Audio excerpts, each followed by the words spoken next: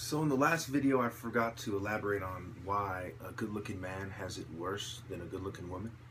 I think it's self-explanatory, but I'm going to elaborate. First, let me bring up the fact that some people earn being the king. You know, they conquer lands, they lead the charge, such as Narmer. Some call him Mene. I've heard of meanies. So when you hear king of the martial artists, you know, you might hear Bruce Lee was the king of martial arts, you know. Other martial arts, sometimes they bow down. You know, other people, when you say someone is the king of something, sometimes people recognize it and they bow down. And sometimes people don't. For example, if I was to say I'm the king of martial artists right now in America, I would be right. But do you hear a huge, you know, do people bow down? Do people acknowledge that? No. So what you see is sometimes being a king is earned. And in the type of society we live in, if you haven't been given credit, then you have and you are the king, the true king of it, then you most likely, almost certainly, deserve that title more than anyone else. So these people who are kind of born into royalty, you know, they're not really kings. I just got this shirt in the mail too, so that's why it was folded, like, you know, in this little bag right here, you know, in a little box, which came with the book too. So that's why it's all wrinkled like this. But anyway, yeah. So anyway, going back to fighting for honor and the relevance of it.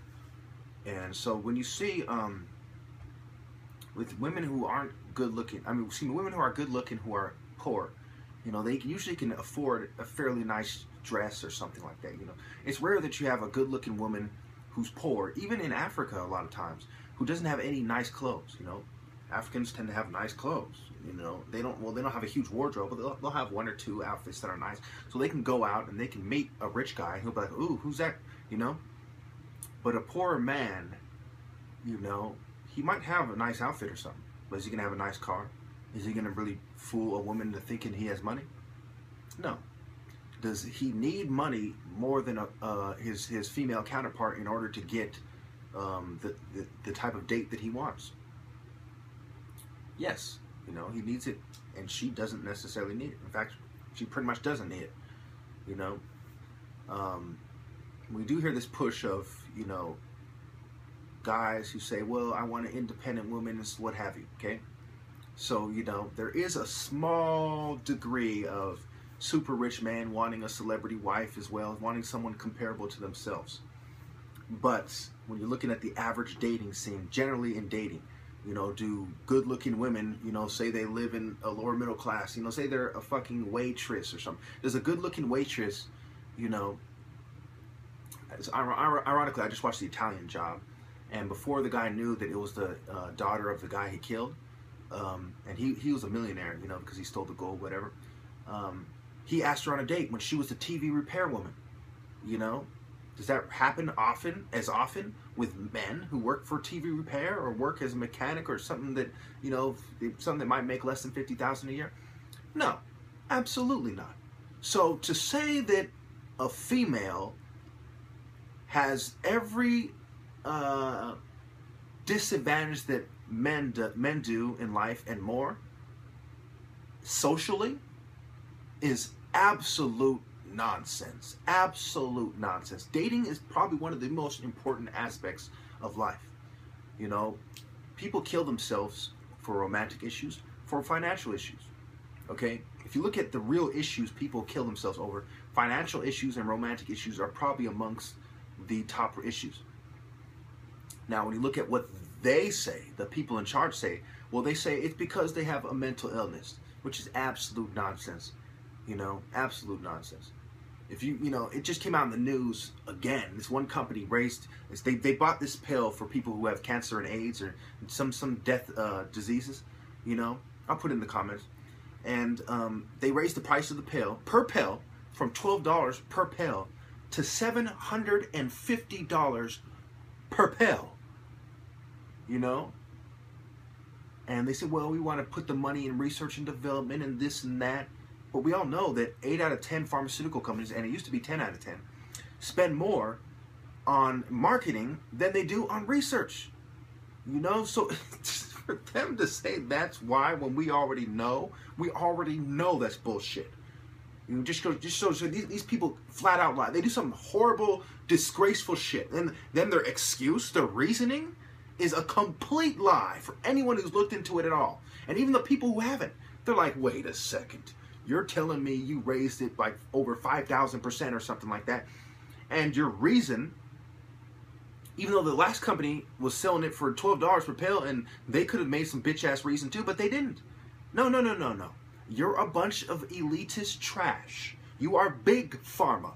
Not average pharma, which might not be so bad, I don't know. But you are big pharma who buys things up and holds back generic pills. If there's a generic pill, they can cure they can treat it just as well, and it costs a fraction of the price. They pay them not to release it. On record. On record. Okay? So when you think about the natural remedies, you know, there's people who are holistic doctors, right? They deal in natural remedies. They're getting killed. I mean, you cannot make this shit up, right? I mean, you think that, wow, that's paranoid. They're getting killed. Look it up, man. They are literally getting assassinated, murdered, okay? Murdered. You know? People are killing these people. And it's not, every once in a while, it might be an angry customer. But why doesn't that happen to doctors? Doctors treat patients far more often than holistic doctors do. You know, other kind of doctors, you know, establishment doctors, you know, normal medical doctors, whatever you want to call them, non-holistic doctors. So why aren't they being murdered at as high of a rate? These people are murdered more than abortion doctors. You know, who's killing them? Why are they dying of mysterious circumstances and getting murdered on record? In the Florida area, it was like 9 doctors were murdered in like 5 months, holistic doctors. You know? They're being killed because Big Pharma kills people for a living. That is what they do. Do not be surprised when a bunch of honorless cowards who do what they do. 500,000 people murdered a year. Basically murdered a year. You know, obviously it's not defined that way, but they're dying every year because of big pharmaceutical drugs, psychiatric drugs alone in Western countries. You take all the Europe, you take America, all the Western countries, and 500,000 people a year are dying because of psychiatric pharmaceutical medications, okay? Do you think these people care about fucking assassinating people who are threatening their multi-billion-dollar industry? That's what they do. They make a killing. They kill people and make a lot of money. They make a killing. That is what they do. You know, imagine being a warrior fighting for honor who already wants to kill all those cocksuckers. Now imagine if they started targeting you, if they started harassing you, getting their minions on you, trying to take down your videos, fucking with you, following you to the store, drugging your food, covertly drugging. Imagine if you already wanted to kill them and they've jumped your family, they've sexually assaulted you, convinced you to abort your son, get your girlfriend to abort your son, and so on and so forth. You know, by saying you have a made-up mental disorder, which is hereditary. And I'm not the only person who's ever made that mistake. Think about how many people with quote-unquote mental illnesses who think they're genetic, which they're not, but they think that, and they're killing their children as a result, exactly like the eugenicists want them to do. Psychiatry has a history of being run by a bunch of eugenicist scum. Forced sterilizations, big pharmaceutical companies.